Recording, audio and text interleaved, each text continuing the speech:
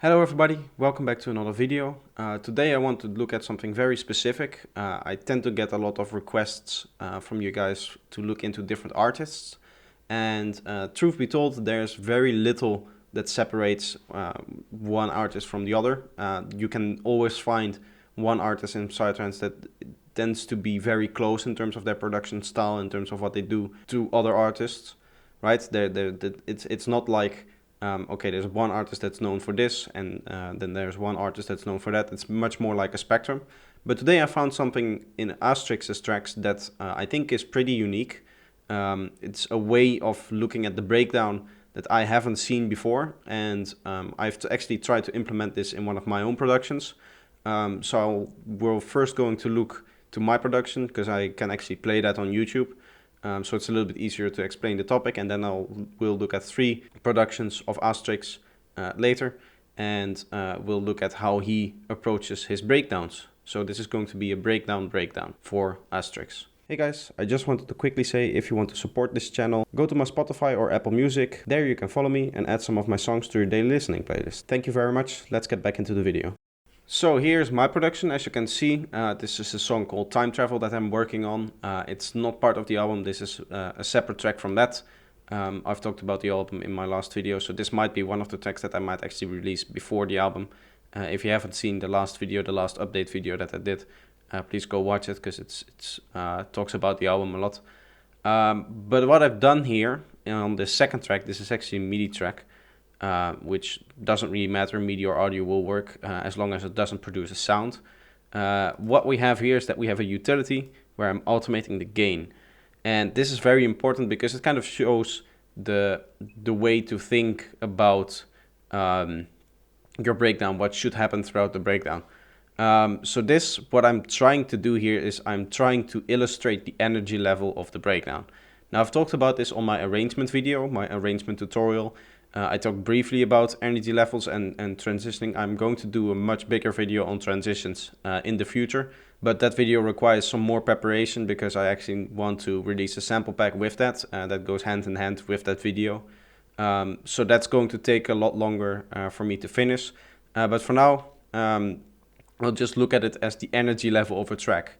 So that's a little bit hard to define. It might change from person to person. Some people might find one element very energetic, while others might find another element in a track very energetic. The rule of thumb is that it's a combination of all the automation that happens in a track, as well as all the transition material. So it's not something that you can quantify or measure, right? It's something that you kind of need to judge for yourself listening to the track. But what I've done here is, so I've drawn this out for my own track. This is how I would look at the energy levels in my track. So let's actually listen to this and go through it. So now this is my production, and I can actually play this on YouTube. I'm not going to play the other productions that we're going to look at from Astrix, but this production was very much inspired by 7 Gates by Astrix. If you know 7 Gates, then that's going to make a lot more sense once you hear this track, especially the vocals. The idea for the vocals actually came from that track. I have obviously modified it so that it fitted my version of vocals and my arrangement a lot better. But yeah, this is it.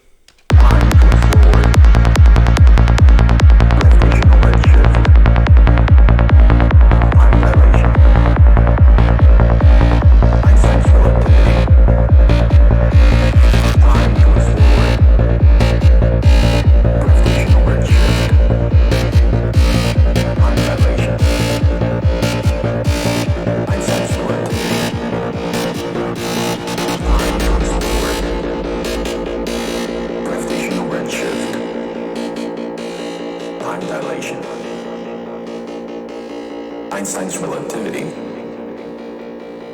Time going slower. Gravitational redshift.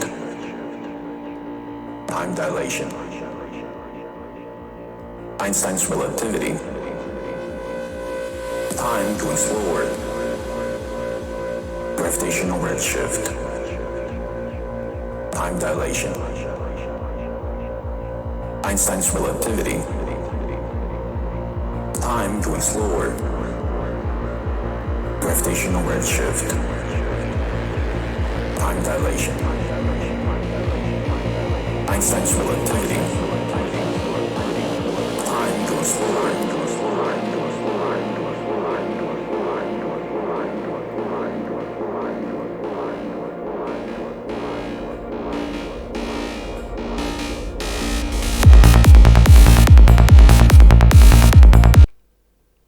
So that's the breakdown here. So looking at the energy levels, you should probably re-watch this a few times, that last section of me playing the track, and just look at how the line kind of follows the level or the energy in the track. And this is a very good exercise to do for yourself, working on your own music. Let's say that you're working on your own breakdown.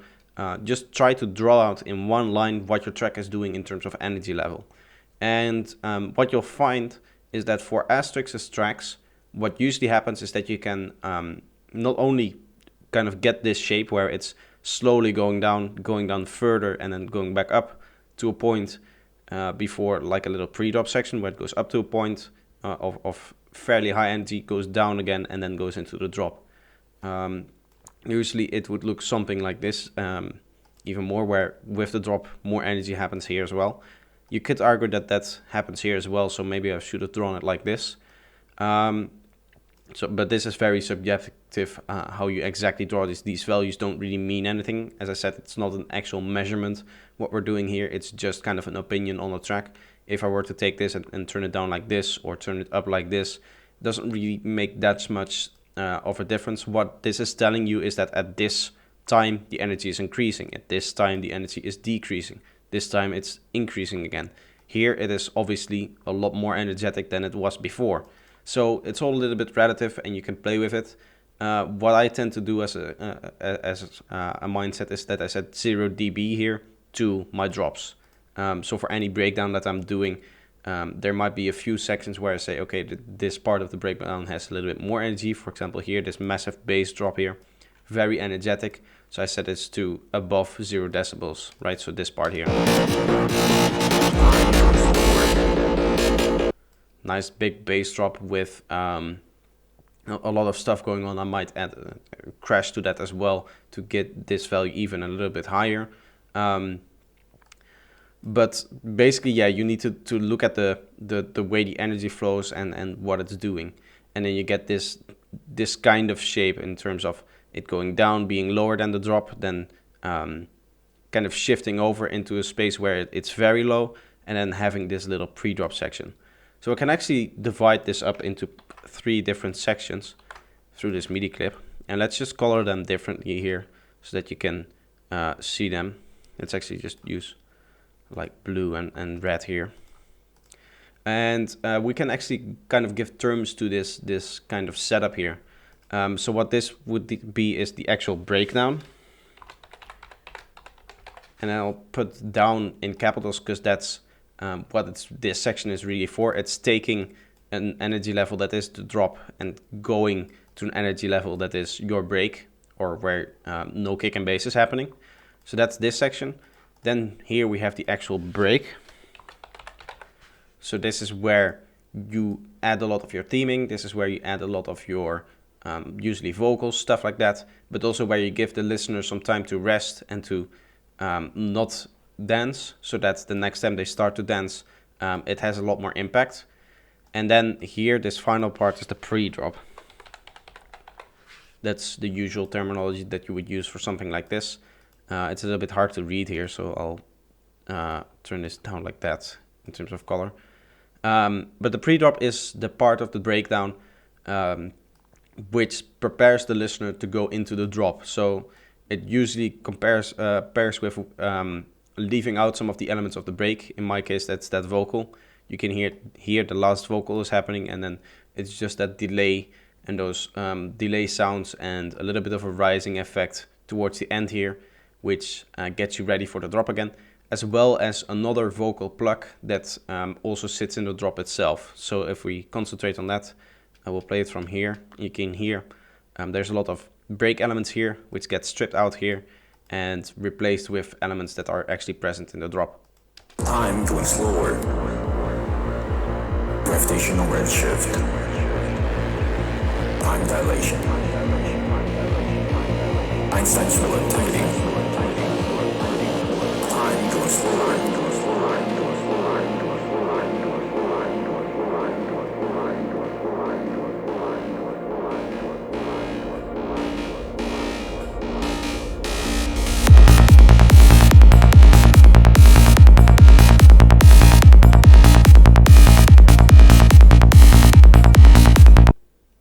So I hope that makes sense in terms of the way we look to the structure. So now, knowing this theory, knowing this little trick, let's actually look at some of Astrix's tracks to see how he approached this three-part structure. So here we have Deep Jungle Walk, and this is a very good example of what I'm talking about. We can look at it here. I'm not going to play it for you. If you want to listen to this track, obviously for copyright reasons I cannot play it here, but if you want to listen to this track, you should just look it up on YouTube and listen to it before. But I've drawn in some levels here, not too detailed. But you can see here we have a section where we're basically as loud as or as energetic as the drop, maybe a little bit less. Maybe you should place it something like this. And then throughout this whole part, we're going to a place of rest here. So we would take this whole part and call it the breakdown. This is all transitioning from what is happening in a drop to what is happening in our actual break, which in this case is very short here. So this break is, as you can see, only 8 bars short. And then we already have kind of a build-up version of a pre-drop, so not stripping out any elements.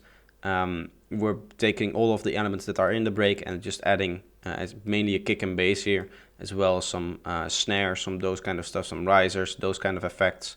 And then you would maybe say that this is another section here where it just pauses a little bit. But I generally like to think of this whole thing as just one section. So in that case, that would be our pre-drop section there. One other thing that you might notice is that there's some change in energy before.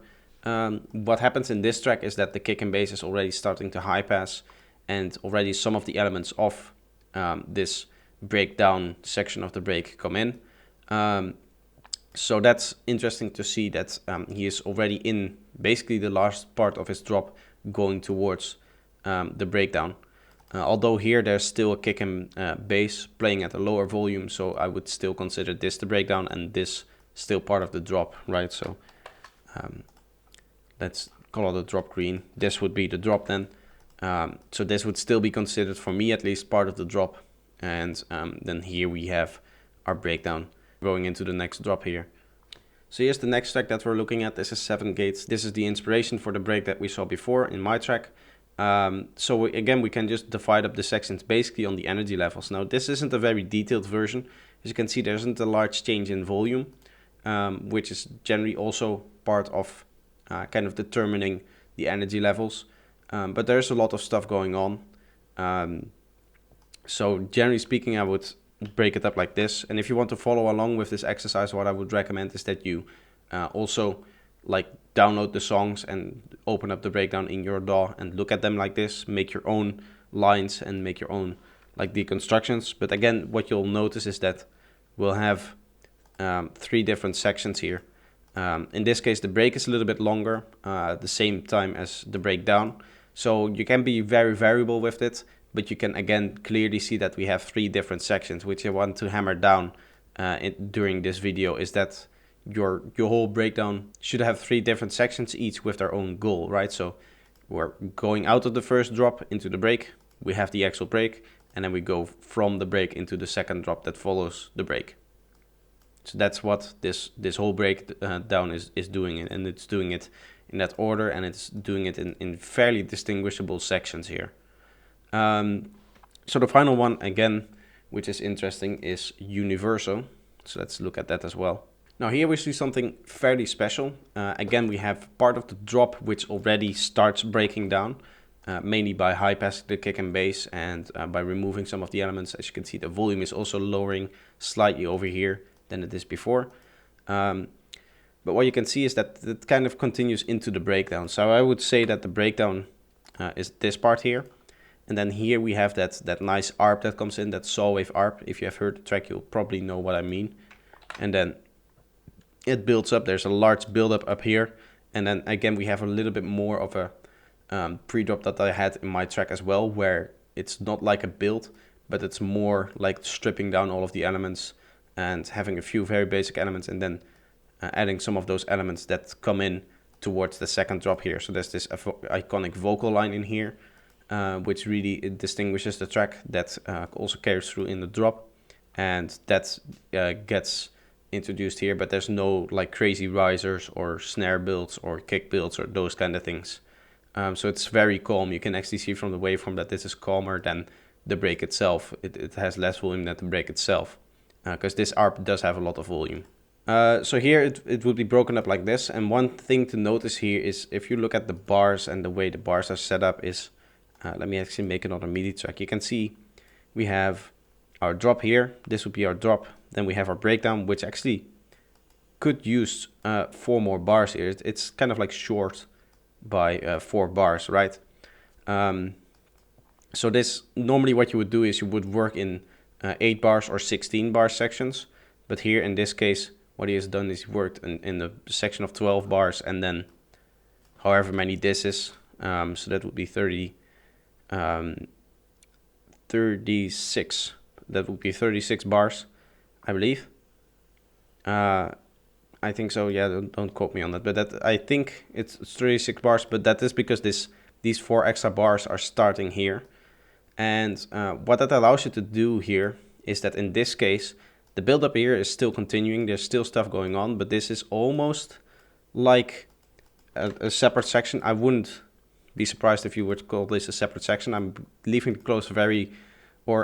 color very close to this section because I want to illustrate that this part and this part are very closely linked. There's still stuff going on in here that kind of continues on in here, much more so than, for example, in this change here.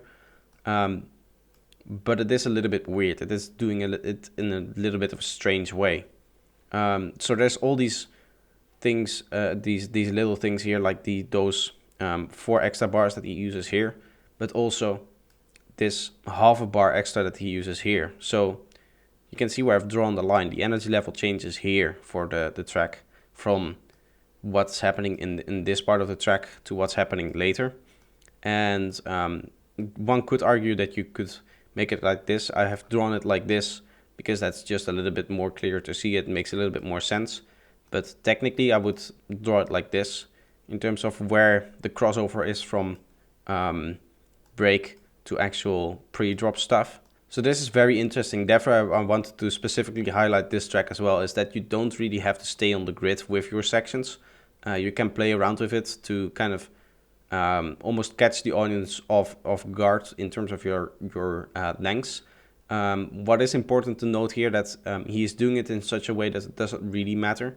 Like these extra 2 beats being part of the pre-drop instead of the break, you're not going to notice that listening to the track because this section is so long.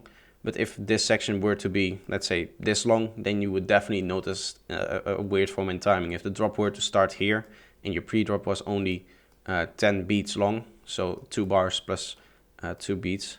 Here you can see 1, 2, and you have another 2 bars here. If this was the length, you would definitely notice that there was something off with the timing.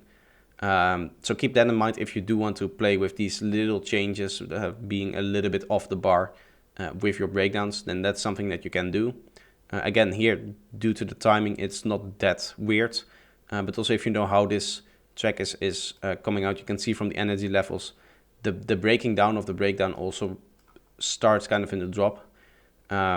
So this transition, what it should happen, it should really be a gradient between this green and this blue from here to here, where it just kind of transitioning slowly, and it's really hard to kind of draw the line exactly where it is. So keep that in mind, that that's something that you can do, but that just means that in terms of this timing, because it's so ambiguous where one section starts and one section stops, it doesn't really matter where you start with this section. If this were like a hard change here, then this might be a little bit weird in terms of timing, because it's not exactly clear where the change happens between drop and breakdown. It is easier to get away with these not so standard timings, let's say. So that's what I wanted to talk about in this video. I hope you enjoyed this little breakdown. It's a little bit of a shorter video than the later ones that I've done. I'm trying to make a few shorter videos as well, and maybe get a few more videos out, see how that goes, if you guys like that more, if you guys are a little bit more supportive of that. So let me know if you enjoyed this kind of thing, and I hope to see you in the next one. Bye bye. How much we allow our past experiences to define us.